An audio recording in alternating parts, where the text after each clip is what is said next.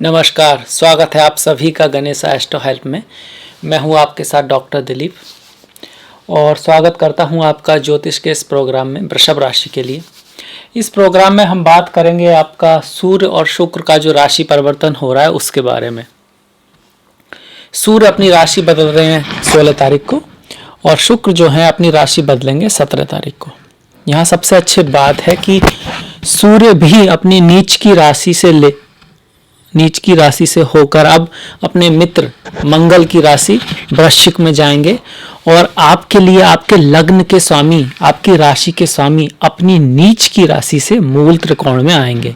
तो आपके लिए विशेष लाभकारी रहेगा, क्योंकि लग्न का ही स्वामी जब नीच का होता है तो भाग्य साथ कम देता है, मेहनत ज़्यादा करनी पड़ती है और स्वास्थ्य के मामले में भी अपना ज़्यादा केयर रखनी होती है। और अब जब लग्न का स्वामी मूल त्रिकोण में है, मूल त्रिकोण एक अच्छा साइन होता है जहाँ पर अगर आपके लग्न का स्वामी है वो भले ही 6, 8, 12 में हो, आपकी हेल्थ अच्छी होती है, आपकी विजय प्राप्ति होती है, आपका लग्न भी साथ देता है, क्योंकि लग्न बहुत इंपॉर्टेंट है। लग्न का स्वामी बहुत इंपॉर्टेंट है, राशि का स्वामी बहुत इंपॉर्टेंट है।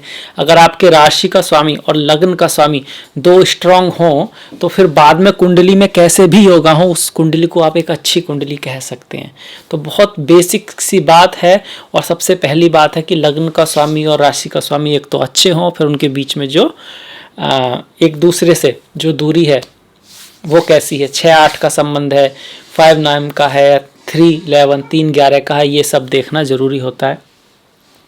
तो इस तरह से दिखती है आपकी कुंडली वृषभ राशि के लिए। ये करीब 16 तारीख के बाद की कुंडली है, क्योंकि 16 तारीख को सूर्य बदलेंगे और उसके बाद अगले दिन 17 तारीख को शुक्र बदल जाएंगे। तो अगर हम देखें तो पहले भाव में देखिए 2 नंबर मतलब कि वृषभ राशि है, उसमें राहु चल रहे हैं, आप जानते हैं। दूसरे भाव में आपके मिथुन राशि है, कोई ग्रह नहीं है। तीसरे भाव में कर्क राशि, कोई ग्रह नहीं। चौथे भाव में सिंह राशि है, कोई ग्रह नहीं है। पंचम भाव में कन्या राशि है, आपके 6 नंबर जो है कन्या राशि को दिखाता है और इसमें भी कोई ग्रह नहीं है। और ये है आपकी छठा भाव जहाँ पर तुला राशि है, 7 नंबर की राशि, और उसमें बैठे हुए हैं बुध और शुक्र। तो ये बुध और शुक्र, चूंकि हम शुक्र और सूर्य का देख रहे हैं तो अलग अलग देखेंगे, पर जो शुक्र के साथ है उसको भी देखना होगा। आप अकेले शुक्र को ऐसे नहीं बता सकते, अगर वो किसी ग्रह के साथ है तो उसके साथ ही रिजल्ट आएगा, क्योंकि वो कंबाइंड है, आसपास हैं, तो एक दूसरे को इफेक्ट करेंगे। तो बुध और शुक्र यहाँ पर लक्ष्मी नारायण योग बनाए हुए हैं। बुध जो है उनको भगवान विष्णु से थोड़ा सा जोड़ा गया है, मरकरी को, बुध को, और शुक्र को माता लक्ष्मी से। तो इसलिए जब बुध और शुक्र साथ में होते हैं लक्ष्मी नारायण योग होता है।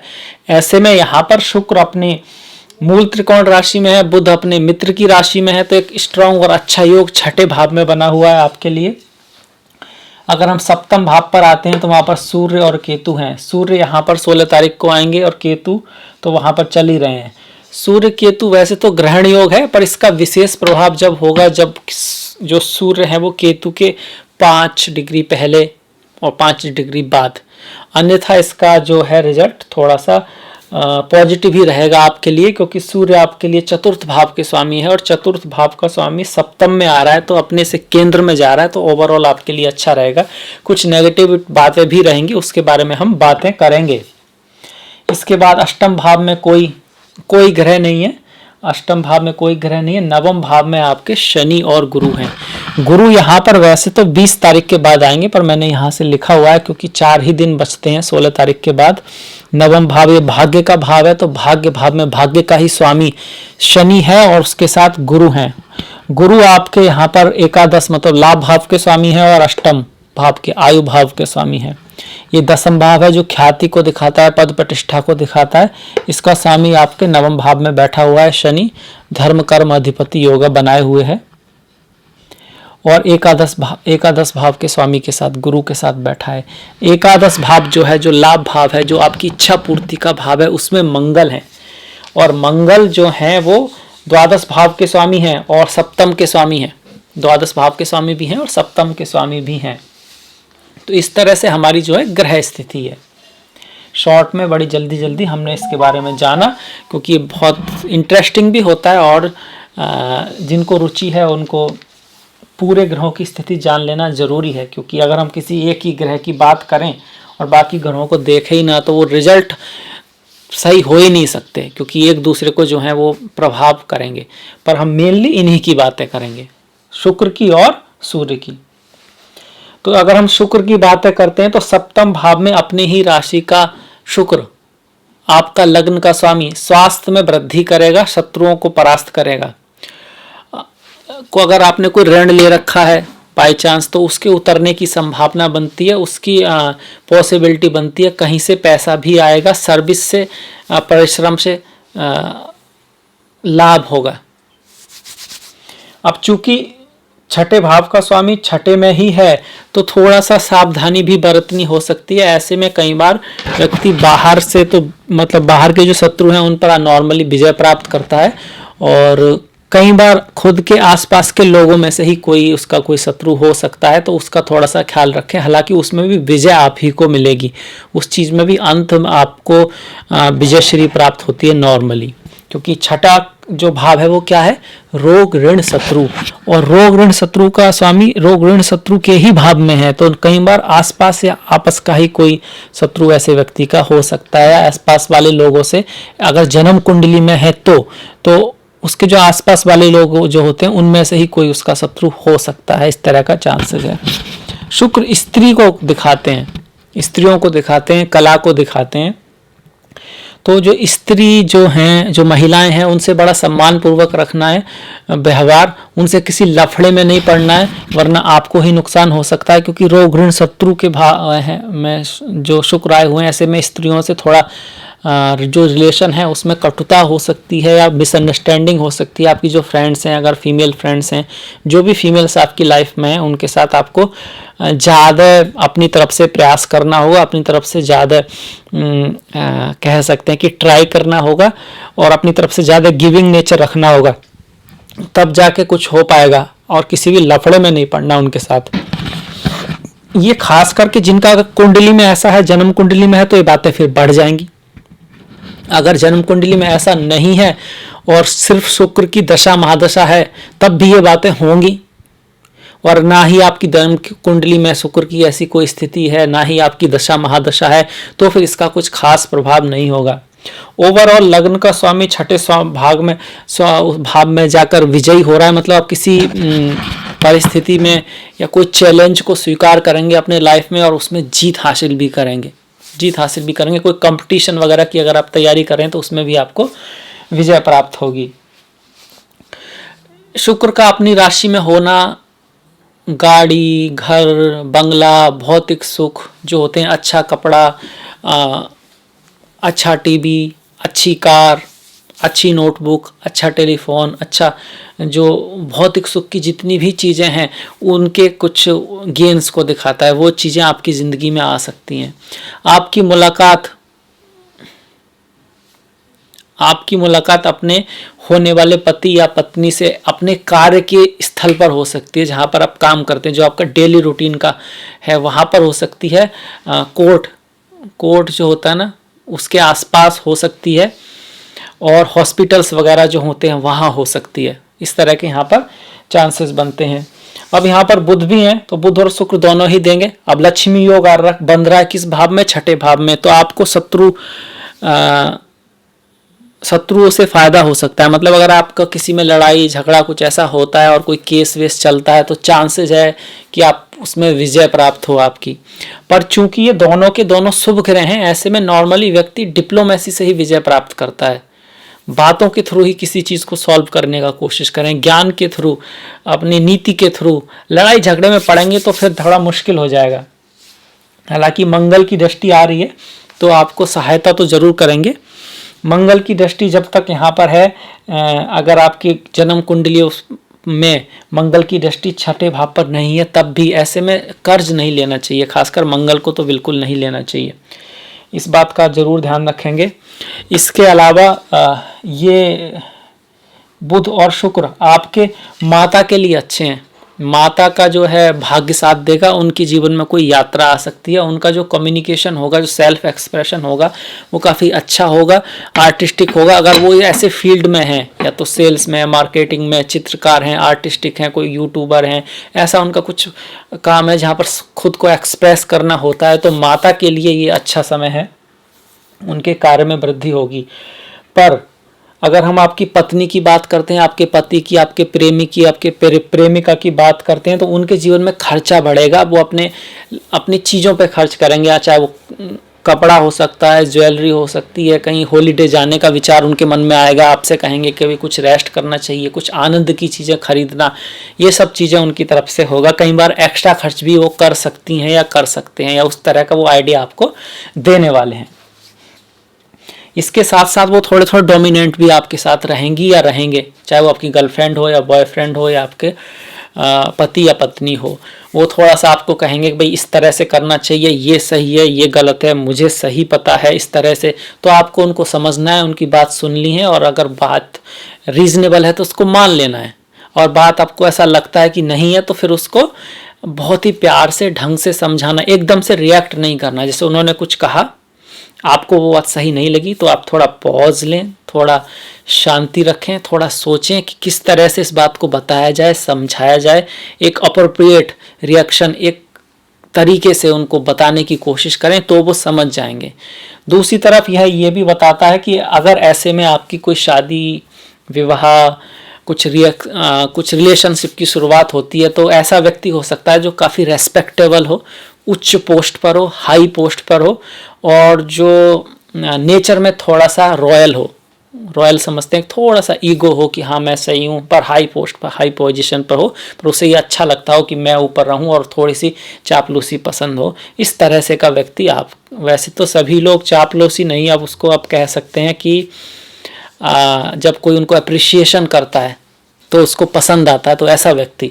चापलूसी थोड़ा गलत हो जाएगा, जिसको अप्रिशिएशन पसंद हो, जिसको पसंद हो कि भाई लोग उसकी इज्जत करें, उसको ये दें। कुछ लोगों को ज़्यादा ही पसंद होता है, उनकी बात कर रहा हूँ मैं। तो इस तरह का व्यक्ति आपके जीवन में आ सकता है, इस तरह की बहुत उम्मीदें हैं।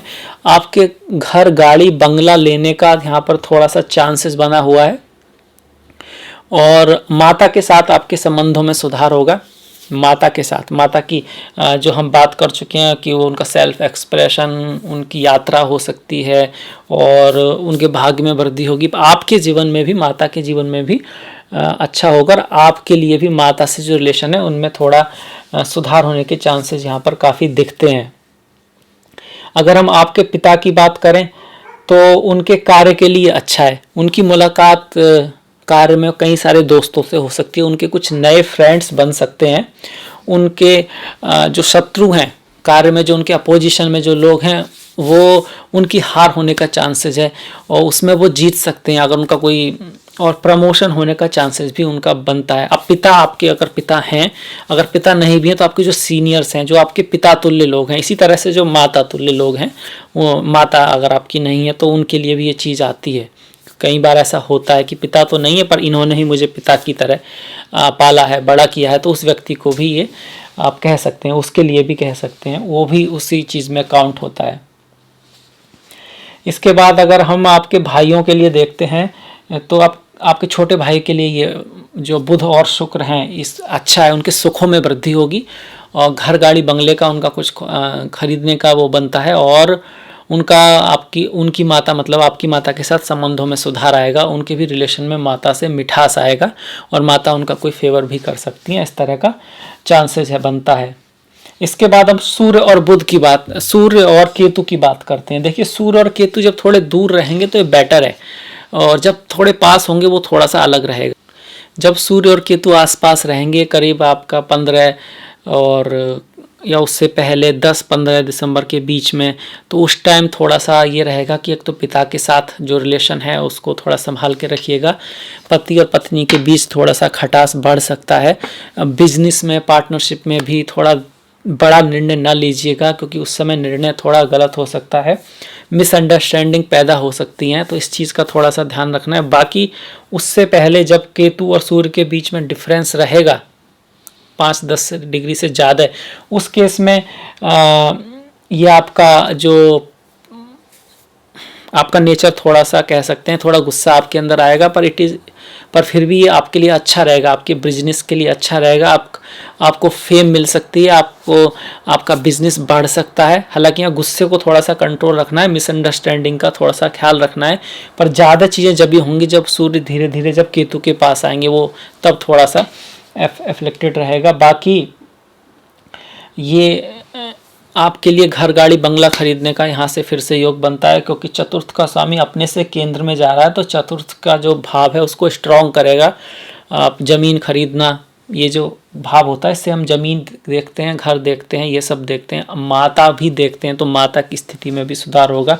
माता का मतलब वास्तव में होता है न्यूट्रिशन, माता जो आपको केयर करती है, जो आपको खाना पीना ये सब देती है, तो सोर्सेज में भी आपकी वृद्धि होगी।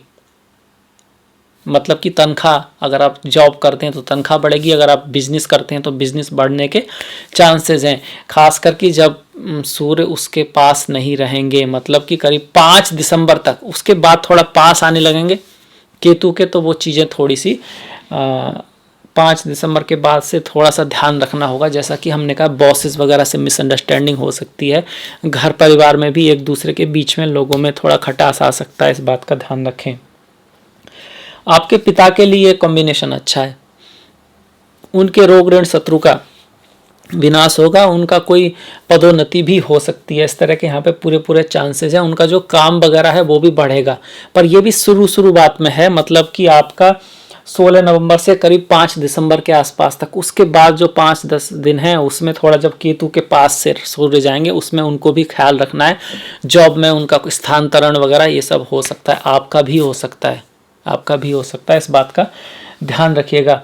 आपके अगर छोटे भाई से हम देखते हैं तो उनके जो क्रिएटिविटी बढ़ेगी, पर वो उनका थोड़ा गुस्सा उनके अंदर आ सकता है, उनके अपने पुत्रों से पुत्रियों से रिलेशन में थोड़ा सा खटास आ सकता है, जो आपके छोटे भाई या छोटी बहन हैं उनके लिए। आपके अगर हम बड़े भाई की बात करते हैं तो उनके लिए ये पिता के साथ उनकी मिसअंडरस्टैंडिंग हो सकती है, कोई यात्रा कोई दूरी हो सकती है। मिसअंडरस्टैंडिंग ज़्यादा जब होगी जब सूर्य और केतु आसपास होंगे।